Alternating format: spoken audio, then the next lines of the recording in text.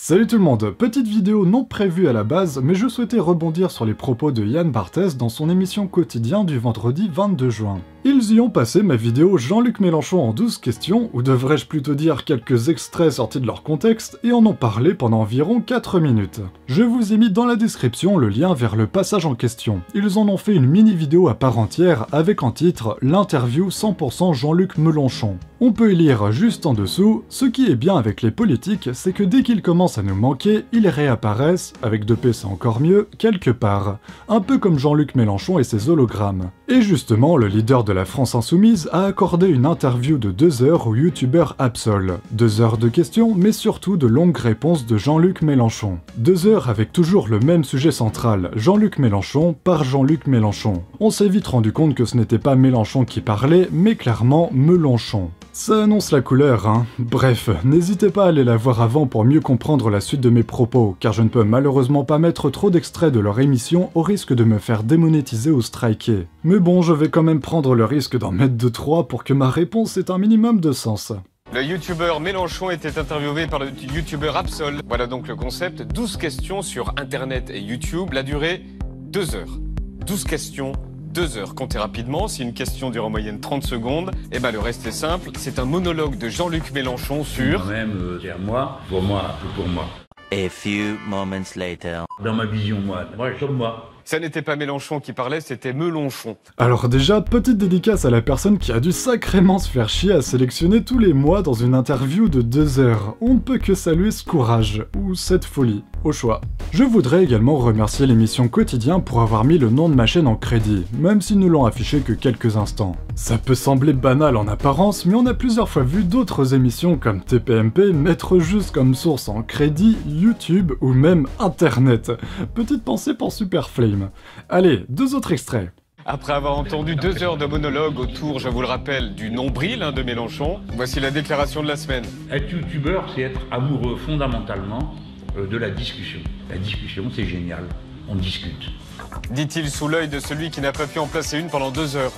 Bon, alors, ça fait plus de 10 ans que je ne regarde plus la télé, donc je ne vais pas juger une émission et des intervenants que je ne connais pas assez. Je voudrais juste revenir sur ce qu'il s'est dit et comment ça a été amené. Également, qu'on soit bien d'accord, je ne suis le défenseur d'aucun parti, d'aucun mouvement et d'aucune idéologie politique, quelle qu'elle soit. Bien que certains prennent un malin plaisir à me coller des étiquettes politiques, c'est vraiment un domaine qui ne m'intéresse pas et avec lequel j'ai beaucoup de distance. Je rappelle d'ailleurs que j'ai interviewé Jean-Luc Mélenchon non pas parce que j'adhère à son idéologie, mais parce qu'il est tout simplement le premier youtubeur politique en nombre de vues et d'abonnés. Alors, certains me diront, à juste titre, que Yann Barthès ne s'est pas moqué de moi, mais de Mélenchon et de son soi-disant égocentrisme. Ça je l'ai bien compris, mais ça ne va pas m'empêcher de rebondir sur 2-3 aspects dans son discours qui ont eu le mérite de me surprendre. Le problème, ce n'est pas non plus les moqueries sur Mélenchon, de ce que j'ai compris c'est plutôt monnaie courante dans ce genre d'émission, et apparemment il ferait ça avec tous les politiques. D'une manière générale, je me fiche complètement du ton moqueur de l'émission, et d'ailleurs il semblerait que ce soit plus une émission satirique qu'autre chose. Je me trompe peut-être, mais de ce que j'ai compris, leur but n'est pas tant d'informer, mais de divertir avec parfois une petite pincée de provocation. Et si ce format plaît, tant mieux, je ne suis personne pour juger. En revanche, ce qui me gêne le plus, c'est qu'ils déforment complètement le contenu et le but de la vidéo, en sortant des mots de leur contexte et en n'expliquant pas au préalable le concept de cette série d'interviews. Je sais qu'ils ont des contraintes de temps et que chaque seconde compte, mais ils ont quand même eu le temps de repasser une 2e fois le montage avec tous les mois, donc bon. Moquez-vous de Mélenchon si vous voulez, mais en venir à déformer ses propos en les sortant de leur contexte, je trouve ça assez bas. Avec le montage, on peut faire dire ce qu'on veut à qui on veut, et ainsi le faire passer pour ce qu'il n'est pas. Est-ce qu'on pourrait appeler ça une fake news du coup ? Je serais Mélenchon, je prendrais mal le fait que 740 000 téléspectateurs aient une fausse idée de ce que j'ai dit. Bon, le connaissant, il doit s'en badigeonner le nombril avec le pinceau de l'indifférence, mais quand même, ce n'est pas une raison pour déformer le moindre de ses propos. C'est là où on peut se rendre compte d'une chose qui fait assez peur. Un spectateur lambda qui ne connaît pas ma chaîne, qui ne s'est jamais renseigné sur Mélenchon et qui n'a pas vu l'interview en question, risque fortement de croire ce message véhiculé, sans même songer à regarder l'original. C'est ce qu'on appelle tout bonnement de la désinformation, de la manipulation ou de la propagande mensongère, au choix. Dans tous les cas, c'est clairement de la malhonnêteté intellectuelle. On se plaint quotidiennement des préjugés, mais les médias les renforcent à gros coups de phrases sortis de leur contexte et de montages douteux, quand bien même c'est juste pour rigoler. Sur internet on est beaucoup et de plus en plus à sourcer et croiser les sources d'une info, mais c'est rarement le cas à la télé. La plupart du temps elle ne se donne même pas la peine de sourcer ce qu'elle dit ou montre, alors que ce sont eux les professionnels. Par exemple, sous chacun de mes documentaires il y a toujours pas mal de sources avec leurs liens respectifs pour chaque info donnée, mais impossible de faire de même à la télévision.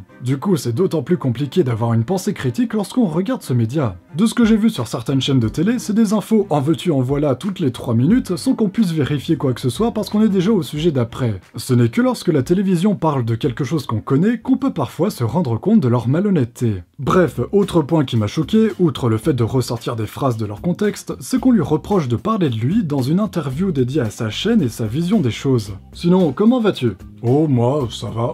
Hey, t'as pas honte de parler que de toi, là? Il pourrait très bien faire le même montage avec toutes les précédentes personnes que j'ai interviewées du coup, car spoiler, elles ont aussi parlé d'elles dans leur interview. Le but de ces interviews, c'est qu'ils parlent d'eux justement, ou du moins s'appuient sur leur travail, leurs expériences personnelles ou leur point de vue pour parler de telle ou telle chose. Là est tout l'intérêt. Si l'occasion se présente, je pense que c'est toujours mieux de prendre son cas en exemple, car c'est celui dont on peut le mieux parler. C'est fou, on est quand même à un stade où on est obligé d'expliquer que c'est normal qu'une personne interviewée parle d'elle directement ou indirectement. Évidemment qu'il a dit plusieurs fois le mot moi, je rappelle quand même que l'interview dure 2 heures, on pourrait faire exactement le même montage avec les mots YouTube, médias ou politique. Du coup, faut faire quoi? Répondre à la 3e personne du singulier? Les moqueries en seront d'autant plus fortes. Enfin bref, je ne comprends pas ces reproches cachés derrière ces moqueries, et je dis bien moqueries parce que je n'ai malheureusement entendu aucun argument. Autre point que je voulais aborder, on reproche à Mélenchon de ne pas me laisser la parole et de faire des monologues de 10 minutes à chaque question. Là il y a 2 cas possibles, soit l'émission ne s'est pas renseignée au préalable sur mon concept d'interview et croit à tort ceci alors que c'est justement fait exprès, soit elle en a bien conscience mais fait comme si elle ne savait pas. Dans les 2 cas, ce n'est pas ce que j'appelle un travail professionnel de journaliste, aucune mise en contexte, aucune explication du format, aucune objectivité, sans parler de la déformation des propos. Justement, ma série d'interviews se veut être une sorte de contrebalance aux interviews qu'on peut voir à la télé. Je laisse les personnes dire tout ce qu'elles ont à dire sans les couper toutes les 10 secondes, ce qui leur permet d'avoir le temps de poser soigneusement leurs arguments et même parfois de répondre sous forme de thèse, antithèse, synthèse. Alors je ne suis pas un journaliste professionnel ni journaliste tout court, je n'ai fait aucune étude dans ce domaine, mais il me semble, et c'est ma vision des choses, que couper son interlocuteur toutes les 10 secondes comme ça se fait à la télé est contre-productif autant pour l'interviewé que pour le téléspectateur. Il n'y a que sur YouTube que je peux me permettre ça. Parce que je peux corriger après, parce que j'ai le temps de dire les choses. Je ne suis pas interrompu tous les 3 mots par quelqu'un qui veut faire l'intelligent en montrant, son seul but c'est de montrer qu'il est capable de me clouer le bec. Donc vous en avez une série, c'est le rêve de leur vie quoi. J'arrive, je dis bonjour, j'ai pas le temps de finir bon, j'en fais encore à bon. Il me dit non mais vous ne croyez pas qu'on ne parle pas de jour? Bon bref, vous avez compris. Personnellement, je ne vois pas l'intérêt d'interviewer quelqu'un si c'est pour le couper au bout de 10 secondes de réponse. J'ai l'impression que certains sont tombés des nues en apprenant que le principe d'une question, c'est d'avoir une réponse, et pas juste des briques de réponse. Il semblerait que ce ne soit pas de l'avis de tout le monde, mais je pense qu'il est préférable que le temps de parole soit majoritairement du côté de l'interviewé, et non l'inverse. Enfin, c'est ma vision des choses, encore une fois. Je comprends tout à fait que ça peut surprendre Yann Barthès qui semble privilégier les informations légères et rapides, ce que j'appelle de l'information de divertissement. Ça me fait penser à une interview du psychanalyste Gérard Miller dans cette même émission où il explique qu'il n'y a aucun sujet sur lequel Mélenchon s'énerve dès qu'on lui laisse le temps d'en parler. Réaction de Yann Barthès juste en face, il le coupe toutes les 10 secondes et ne lui laisse pas le temps d'en parler. Chaque fois qu'il vient sur un plateau, regardez par exemple comme on a reçu M. Chaque fois qu'on le contredit. Non, c'est pas ça. Moi je le connais bien, vous me laissez 10 secondes, je ne les ai pas. Il n'y a aucun sujet sur lequel il s'énerve dès que vous lui laissez le temps. Donc, parce que c'est vous.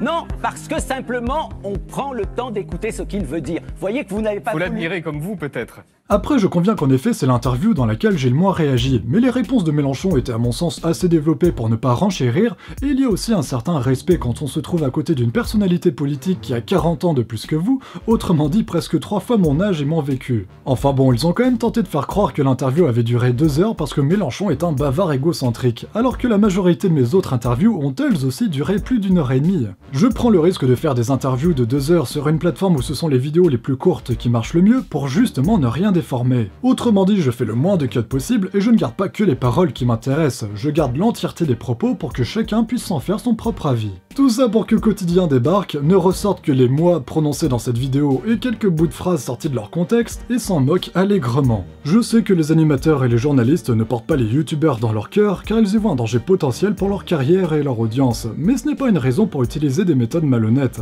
Ah, et ne me faites pas dire ce que je n'ai pas dit, je ne dis pas que YouTube est mieux que la télévision ou que l'émission Quotidien est mauvaise. Il y a autant de choses malsaines sur YouTube qu'à la télé, si ce n'est plus, et je ne connais pas assez cette émission et Yann Barthès pour y émettre un quelconque avis. J'ai juste rebondi sur ses propos, point final. Faut savoir que je prends un gros risque en partageant des extraits de l'émission, car TF1 n'hésite pas à striker à tout bout de champ sur YouTube. En revanche, ils n'ont apparemment pas de problème pour prendre des extraits de ma vidéo sans mon consentement.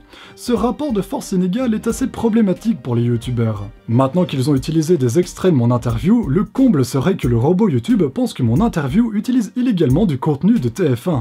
Je ne dis pas ça en blaguant, ça s'est déjà produit plusieurs fois avec d'autres youtubeurs. Je ne sais pas si vous visualisez un petit peu la connerie du truc. Bref, mais vu que je suis bon joueur, je vous propose, Yann Barthès, de vous interviewer dans une vidéo en 12 questions si le cœur vous en dit. Promis, j'essaierai de ne pas vous couper toutes les 10 secondes. Allez, n'hésitez pas à liker et partager cette vidéo, et si vous souhaitez me soutenir financièrement, vous trouverez le lien de ma page Tipeee dans la description. D'ailleurs, vous étiez nombreux à me soumettre l'idée d'ouvrir également une page Utip, et c'est chose faite, vous trouverez le lien dans la description. Vous avez enfin la possibilité de me soutenir financièrement sans débourser un seul centime, simplement un peu de votre temps. Merci par avance à tous ceux qui participeront.